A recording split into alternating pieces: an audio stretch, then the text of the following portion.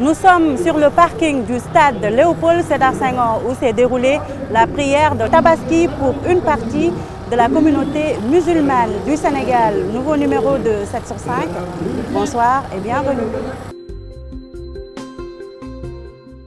Nous restons dans l'esprit de cette fête. À la veille de Tabaski, le chef de l'État a adressé ses meilleurs vœux à la Oumma islamique, à la communauté musulmane du Sénégal en particulier, et a prié pour un Sénégal de paix, de prospérité et de solidarité. Il a félicité le gouvernement pour les différentes mesures appliquées depuis le mois d'avril 2025 en vue d'un approvisionnement correct du pays en moutons et en produits de consommation courante à des prix accessibles.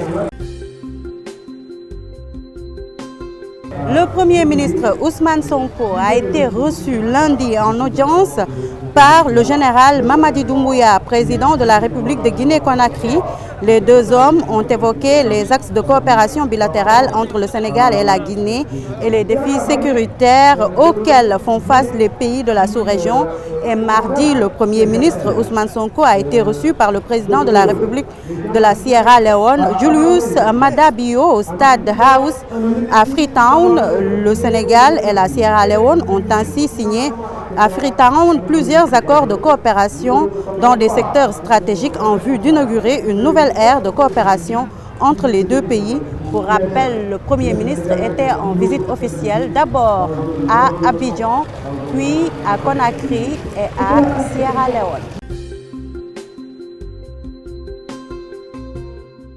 Le dialogue national sur le système politique s'est achevé mercredi au Centre international de conférence Abdou Diouf. La cérémonie a été présidée par le ministre de l'Intérieur, Jean-Baptiste Tine. Le facilitateur général, Dr Cheikh Gueye, a salué un tournant de notre démocratie et insisté sur la nécessité pour tous les citoyens de s'approprier les consensus majeurs issus de ces concertations qui ont réuni plus de 700 participants venus de toutes les composantes de la société. Dans un message posté sur le réseau social X, quelques instants après la clôture de ces concertations, le chef de l'État, Bassirou Diomaye Diakhar Faye, a rendu hommage à toutes les forces vives qui ont répondu à l'appel de la République en apportant leurs idées, leurs convictions et leur sens de l'intérêt général.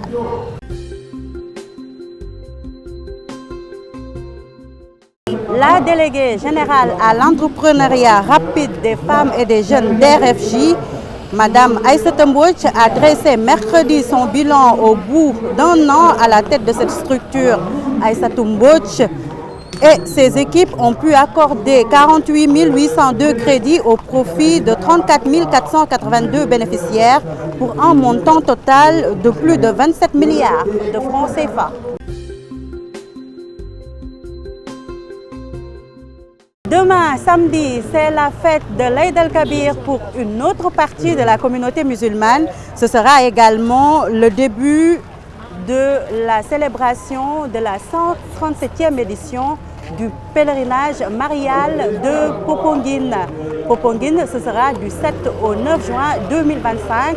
Plus de 25 000 marcheurs sont attendus à la ville sainte de Popenguine.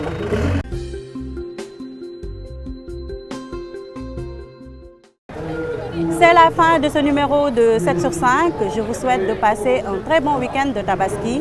Je vous laisse suivre la vue de la semaine. À la semaine prochaine.